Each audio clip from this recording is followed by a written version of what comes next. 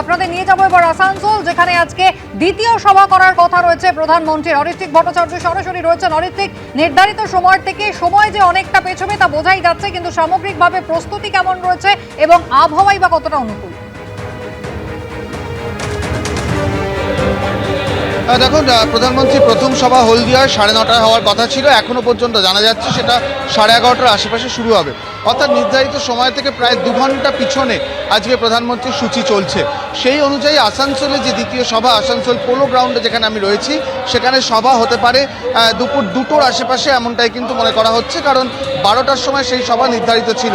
এবং ইতিমধ্যেই যেটা যারা কর্মী সমর্থকরা রয়েছে তারাও কিন্তু সকালের দিকে আসানসোলে যথেষ্ট বৃষ্টি হয়েছে, সেই পরিস্থিতি এখন বদলেছে। এখন কিন্তু অনেকটাই রোদ উঠেছে এবং যে গুরুত্বপূর্ণ আপডেটটা দেওয়ার দরকার, যে যে জেলায় আজকে বেশি বৃষ্টির সম্ভাবনা রয়েছে তার মধ্যে আসানসোল নেই, কিন্তু পূর্ব মেদিনীপুর রয়েছে। তার ফলে হলদিয়ার বৃষ্টি অত্যন্ত স্বাভাবিক, তার জেরেই দেরি হচ্ছে।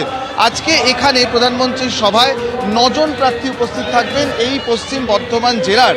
আসানসোল দক্ষিণ, আসানসোল উত্তর, বরাবনী, দুর্গাপুর পশ্চিম, দুর্গাপুর পূর্ব, জামুরিয়া, কুলটি, পাণ্ডবেশ্বর, রানীগঞ্জ, এই 9টি কেন্দ্রের প্রার্থীরা কিন্তু এখানে উপস্থিত থাকবেন এবং তাদের সমর্থনে এই সভা হবে। যদি 2021-এর এবং বিধানসভা এবং 2024-এর লোকসভার দিকটা দেখা যায়, এখানে কিন্তু একটু মিশ্রভাবে এই বিধানসভাগুলো শেয়ার হয়েছিল তৃণমূল এবং বিজেপির মধ্যে, এবং সেটার জায়গা থেকেই কিন্তু এই অংশটিকে, পশ্চিম বর্ধমানের এই কয়েকটি কেন্দ্রকে বিজেপি নেতৃত্ব অত্যন্ত গুরুত্বপূর্ণ মনে করছেন স্ট্র্যাটেজিক কারণে। কারণ এখান থেকে যত বেশি আসন বার করা সম্ভব বলে তারা মনে করছেন, সেটা কিন্তু দক্ষিণবঙ্গের মধ্যে তাদের কাছে এই জেলাটা অন্যতম টার্গেট, এবং সেটা মাথায় রেখেই এই মুহূর্তে জেলা নেতৃত্ব এই চত্বরে উপস্থিত রয়েছেন। কিছুক্ষণ আগেই এসপিজির তরফ থেকে কর্মী সমর্থকদের জন্য দরজা খুলে দেওয়া হয়েছে। এখনও পর্যন্ত সভাস্থলে যে প্রচুর মানুষ হয়েছে তা বলবো না, কিন্তু সামনের দিকের যে ব্লক, যেটা মূলত মহিলাদের জন্য রাখা হয়েছে, সেই ব্লকে কিন্তু অনেকেই আসতে শুরু করে দিয়েছেন। এবং আরেকবার যদি মঞ্চের দিকে তাকাই তাহলে দেখতে পাবো সেখানেও কিন্তু প্রস্তুতি অনেকটাই সারা হয়েছে। কিছুক্ষণ আগে পর্যন্ত যারা প্রধানমন্ত্রী নিরাপত্তার দায়িত্বের এসপিজি তারা ছিলেন, তারা কিন্তু এখানকার যে শেষ মুহূর্তের নিরাপত্তা সেটা দেখছিলেন, এবং সেই কাজ কিন্তু এখনও চলছে। আরও কিছুটা চেক করে নেওয়া হবে, কারণ হাতে এখনও কিছুটা সময় রয়েছে। আপাতত এই মুহূর্তে এখানে যে আপডেটটি পাওয়া যাচ্ছে, যেহেতু প্রথম সভা শুরু হতে প্রায় ঘন্টা 2 দেরি হচ্ছে, এখন এই সভাও 1.5 থেকে 2 ঘন্টা দেরি হতে পারে বলেই মনে করা হচ্ছে। তবে কর্মী সমর্থকরা আসতে শুরু করেছেন। এই মুহূর্তে আসানসোলে সকাল থেকে যে মেঘলা আবহাওয়া ছিল এবং বৃষ্টিও হয়েছে, এমনকি সারা রাত বৃষ্টি হয়েছে, যার ফলে এই মাঠেও কিন্তু অনেকটাই জল জমেছিল। সেই পরিস্থিতি কিছুটা বদল হয়েছে এই মুহূর্তে। আসানসোলের রৌদ্রোজ্জ্বল আবহাওয়া, এবং সবচেয়ে বড় কথা হচ্ছে আসানসোল এবং তারপরে বীরভূম, এই দুটি জেলাতেই কিন্তু আজকে ভারী বৃষ্টির সম্ভাবনার কথা বলা নেই, তবে বৃষ্টি হতে পারে। সেক্ষেত্রে পরিস্থিতির আরও পরিবর্তন হবে কিনা সেদিকে নজর রাখা আছে। তবে এই মুহূর্তে আসানসোলের রৌদ্রোজ্জ্বল আবহাওয়া। ঘন্টা 1.5 পরে হলেও প্রধানমন্ত্রীর এই পোলো গ্রাউন্ডে এসে সভা করার কথা, এবং এটাই দেখার যে রাজনৈতিকভাবে তিনি কী বার্তা দেন। কারণ ভোট ঘোষণার পর এটা তার দ্বিতীয় সফর, রাজ্যের প্রথম সফরেই তিনি বেশ কিছু বিষয় তুলে এনেছিলেন। মোতাবাড়ির একেবারে নির্ঘণ্ট ঘোষণা হওয়ার পরে প্রধানমন্ত্রী এসেছিলেন কোচবিহারে, আমরা দেখেছি, এবং তারপর আজকে একদিনে তার 3টে জনসভা। যদিও ঝড় বৃষ্টির পূর্বাভাস কিন্তু এখনো রয়েছে।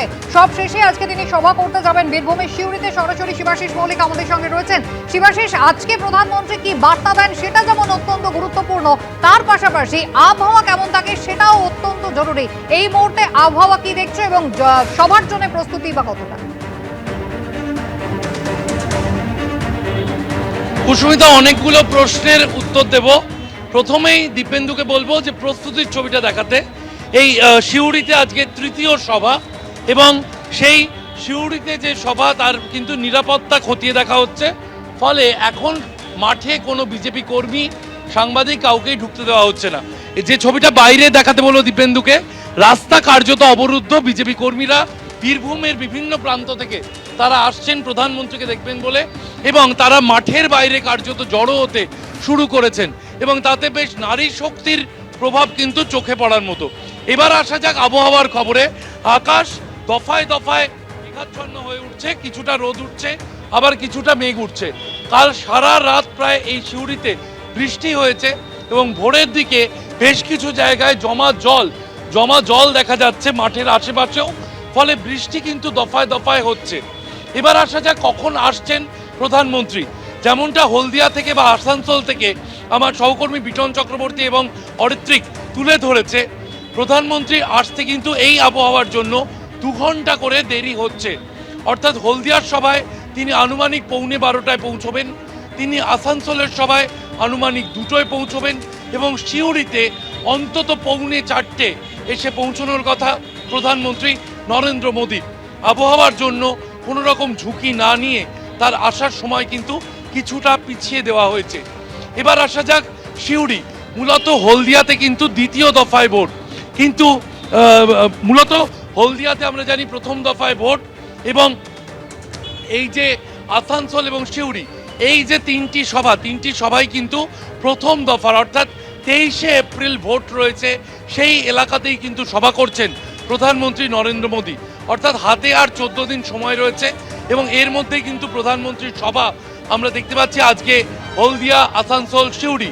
আগামীকাল অমিত শাহ আসছেন, তিনি ডেবরা, খড়গপুর সদরে সভা করবেন।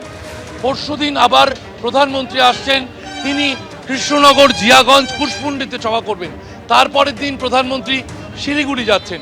সার্বিকভাবে এই যে বিজেপি কর্মীদের উপস্থিতি তা কিন্তু চোখে পড়ার মতো। এবং সিউড়িতে জগন্নাথ চট্টোপাধ্যায়, রাজ্য বিজেপির সহসভাপতি, তিনি প্রার্থী। আসানসোলে যেমন আরেক সহসভাপতি অগ্নিমিত্রা পাল রয়েছেন। হলদিয়ার ক্ষেত্রে রাজ্যের বিরোধী দলনেতা শুভেন্দু অধিকারী রয়েছেন। অর্থাৎ হেভিওয়েট প্রার্থীদের প্রচারেই কিন্তু আজ বাংলায় আসছেন প্রধানমন্ত্রী নরেন্দ্র মোদী। কুসুমিতা, ধন্যবাদ।